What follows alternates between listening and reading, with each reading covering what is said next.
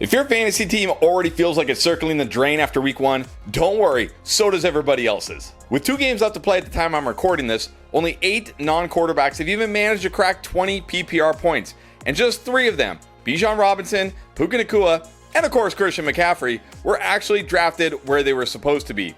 So today, I'm diving into the players you absolutely should be panicking about before your season turns into a dumpster fire. And don't worry, I'll also hit on the guys who flopped this week, but you shouldn't be losing any sleep over. At least not yet. And we got to start right where it all started this year, the first game of the season, and easily the biggest bust of week 1, A.J. Brown. Like I said all off season, I wasn't drafting this guy. I feel like he was always overvalued, overdrafted in fantasy. It's a low volume passing attack. Yes, I'll have some nice games, but I'll have some terrible games.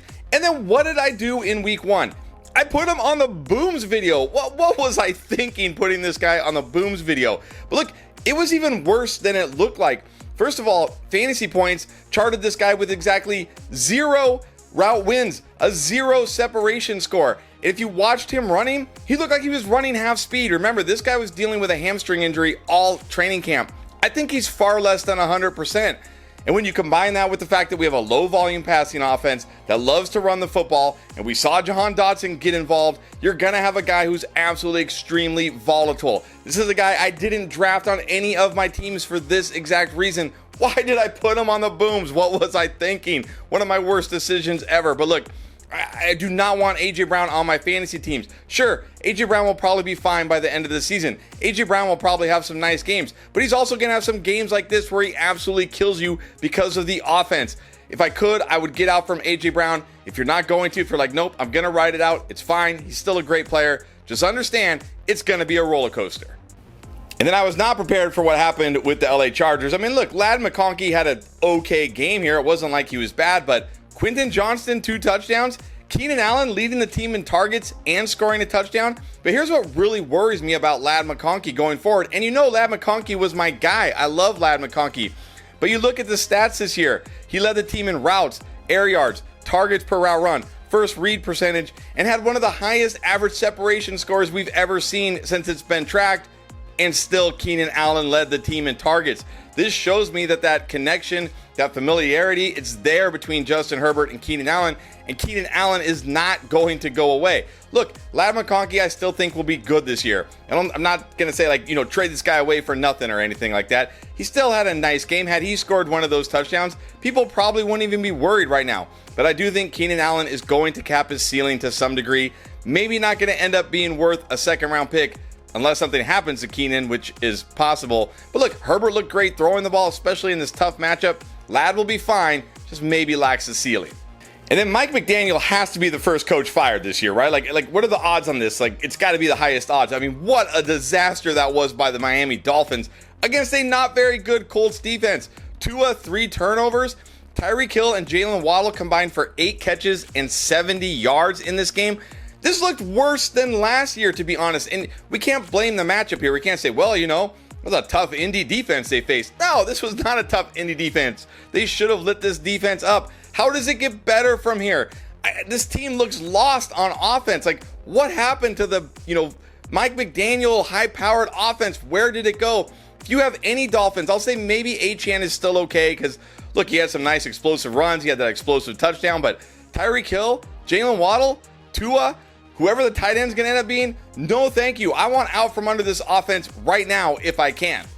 And then what the heck happened with Kenneth Walker? This guy was supposed to be fully healthy coming into this game, but you look at it. Zach Charbonnet, 12 carries. Kenneth Walker, 10.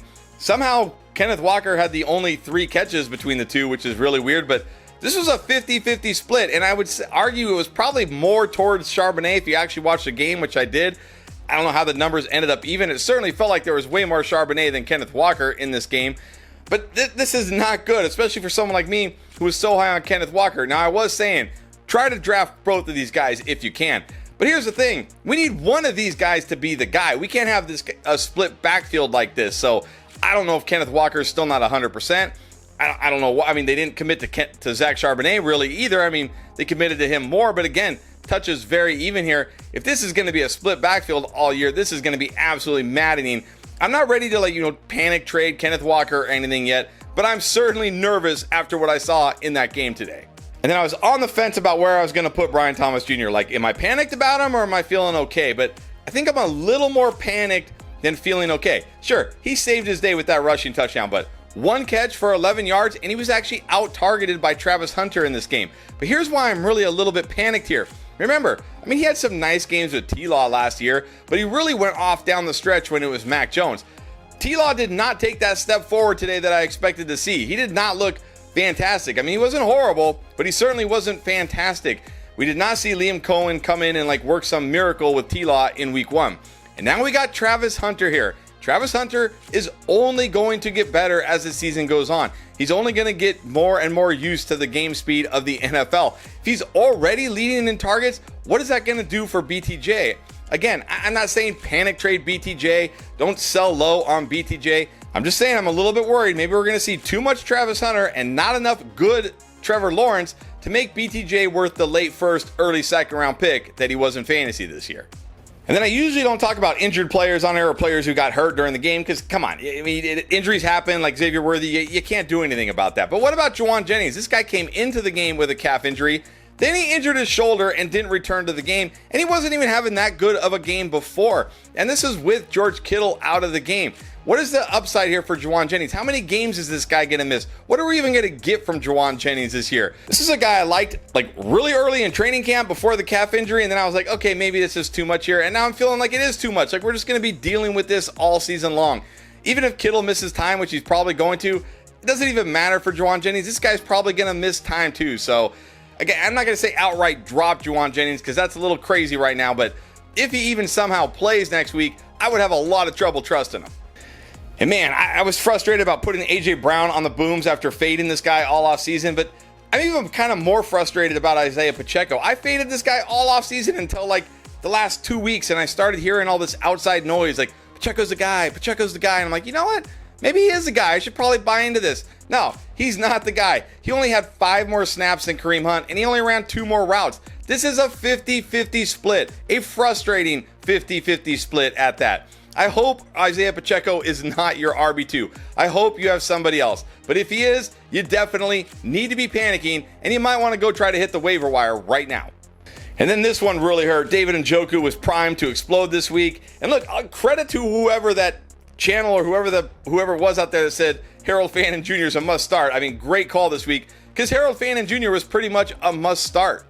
Fannin Jr., 7 catches for 63 yards on 9 targets. David Njoku, 3 for 37 on 6 targets. Look, they were both involved, and Cleveland did run a lot of 2 tight end sets today. I think they played about the same number of snaps, and they're going to run a lot of 2 tight end sets, which means David Njoku will still have some value, but may have been a little too optimistic about what his upside could be in this offense. I did not think we would see Harold Fannin Jr. in week 1 already kind of taking over as the tight end 1. So again, if you've got Njoku, don't do anything crazy. Don't drop him already. But if you can pick up Harold Fannin Jr., I would definitely do it. And then Cooper Kupp picked up right where he left off last year. 2 catches for 15 yards on a whopping 3 targets. Meanwhile, JSN went off 13 targets in this game. Look, Cooper Kupp was dust last year. Going to Seattle isn't going to make him less dusty. It's not a better situation. It's a worse situation. Why do you have Cooper Kupp still? I would absolutely be okay just dropping Cooper Kupp if there's somebody on the waiver wire. This guy looked terrible down the stretch last year. Looked terrible today against the 49ers. How does it get better for Cooper Kupp? How does 32-year-old Cooper Kupp, who looks like complete dust, somehow get better? He doesn't. And now Tyron Tracy did outtouch Cam Skattebo 12-4, but I hate this situation for the Giants. Terrible offensive line. Terrible situation. This wasn't even a tough matchup. The Commanders are not a shutdown run defense, and they look terrible. The Giants looked terrible in this game. The offense looked terrible in this game. How can you feel good about Tyron Tracy, especially because Skattebo is just going to get more and more involved? Look, I thought this week he could be a good flex play, get some dump offs from Russell Wilson, until this morning, if you were on the stream, we were like, okay, Andrew Thomas is out, never mind. But now, going forward, I don't want Tyron Tracy in my lineup. And there's absolutely no way you can have Caleb Johnson in your lineup. One touch today. Meanwhile, Kenneth Gainwell, who's apparently the RB2, had 10 touches. This guy isn't even close to sniffing production for fantasy football. If you want to stash him and hope at some point it changes as the season goes on, fine. There is absolutely no chance, no way you can put Caleb Johnson in your lineup until we see some signs of life. And for a while, it looked like Austin Ekeler maybe was going to be the guy in Washington, but then we did see Bill take over here. The touches were actually close, 10 touches for Bill, 9 for Ekeler, but let's be real. Ja'Cory Krosky-Merritt, Bill, was much more productive than Austin Ekeler. At this point of his career, Austin Ekeler is what he is. Like, he'll catch a handful of passes, he'll get some yards, he may score if you're lucky. He's basically just a desperation flex and only a floor play at that, and not even a high floor. This is another guy you don't need to hold. And there's so much for the committee in New York. Sure, Braylon Allen scored, but he was out-touched by Breece Hall 21-6. Are we just going to count on this guy falling in the end zone every week? Breece Hall looked great. He was clearly the lead back here. This is Breece Hall's backfield. Now, sure, Braylon Allen may vulture touchdowns this year, and that may be frustrating if you have Breece Hall, but I'm not starting a touchdown vulture over a guy who's talented like Breece Hall. Again, you want to hold on to Braylon Allen? Fine, he's still an elite handcuff, but you can't start Braylon Allen right now. And I think it's already over for Rhamondre Stevenson, to be honest. He was out-touched today by TreVeyon Henderson 11-9. Now, granted, that's not a big deal, but Henderson looked much better, and we know this is just going to continue to grow in Henderson's favor. Henderson could take over this backfield literally this week, if not week 3, week 4. I'm going to put Henderson on the buy low video. You got to go out and try to get him now before it happens. But Rhamondre, yeah, I don't feel good about him. Couldn't even get anything done against the Raiders today. Again, if you want to hold Rhamondre, sure, go ahead. I don't know if I would, but he's nothing more than like a handcuff, and I would definitely not be starting Rhamondre going forward. And then, oh man, did we whiff on the Jags backfield. We thought Tank Bigsby, he's better, he'll get more touches, but no, not quite. This was Travis Etienne's backfield. 16 carries, 3 catches. Bigsby only 5 carries, and he didn't really get carries until the second half. I mean, Bashal Tootin even had 3 carries. Again, if you want to hold Tank Bigsby because if something does happen to Travis Etienne, could, spell something good for him. But I'm also okay if you want to drop Tank Bigsby, but no chance you can start him.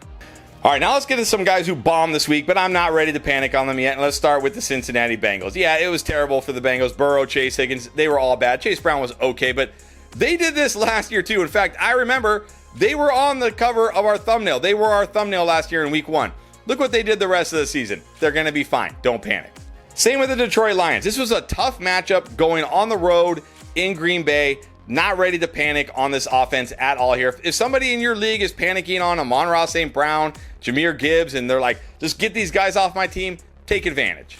And then Malik Neighbors did not have a huge game today, but he had 12 targets. It's going to get better for Malik Neighbors. Better days are ahead. Look, he came out of the game healthy. That's a plus. No panic here.